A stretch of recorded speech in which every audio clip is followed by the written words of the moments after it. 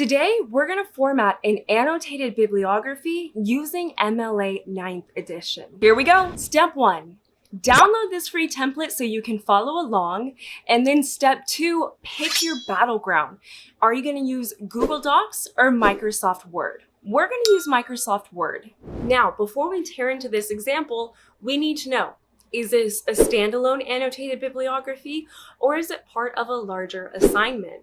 If it is a standalone, what you're going to do is you're going to create a heading at the top of the page, and it should include a title. This is going to be a standard title, just as if this were a research paper, meaning that it should describe what the annotations are about.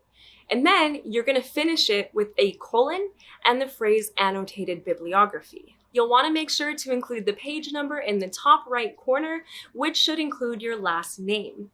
When it comes to the annotated bibliography, you'll begin on the first line after the title.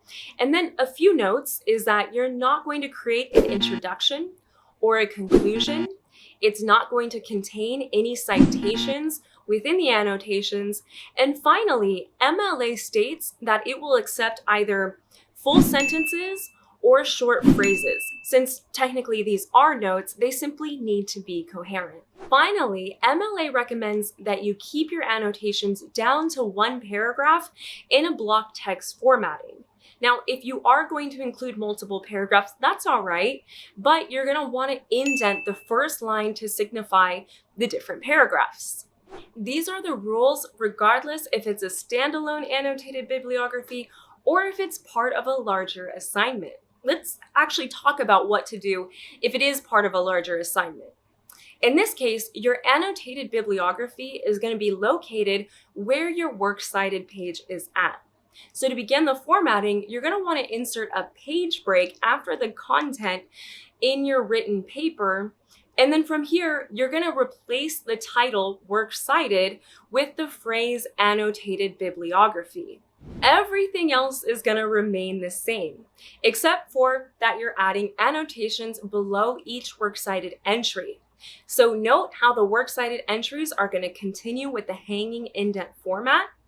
The annotations are going to be indented another ½ inch inward, meaning 1 full inch from the left margin. And now when it comes to formatting that hanging indent, I have 2 options for you. Option 1. This is where you're going to format the hanging indent before your works cited entries are on the page. To do this, come up to the line spacing drop-down menu, select line spacing options, and then you want to make sure that special is set to hanging and it's by 0.5. Now, option 2 is where you're going to format the hanging indent after your works cited entries are on the page using the ruler. To do this, you're going to highlight all of your entries, come up to the indentation icon, hold the left indent and drag it inward 1/2 inch, and then grab the first line indent and bring it back over to the left margin. Let's move on to formatting your annotations. Here, you are going to use the ruler icon because if you hit tab, this is only going to indent the first line. So when you hit enter, your cursor is going to be brought back to the left margin.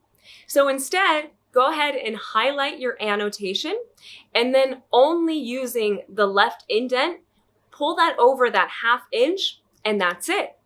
My recommendation is to include all of your annotations first, and then you're going to highlight 1, hold Control, highlight 2, and follow this until you have all of your annotations highlighted, and then simply drag the left indent over 1/2 inch 1 time. Now, the next thing you need to learn is what the heck should you include in these annotations anyways?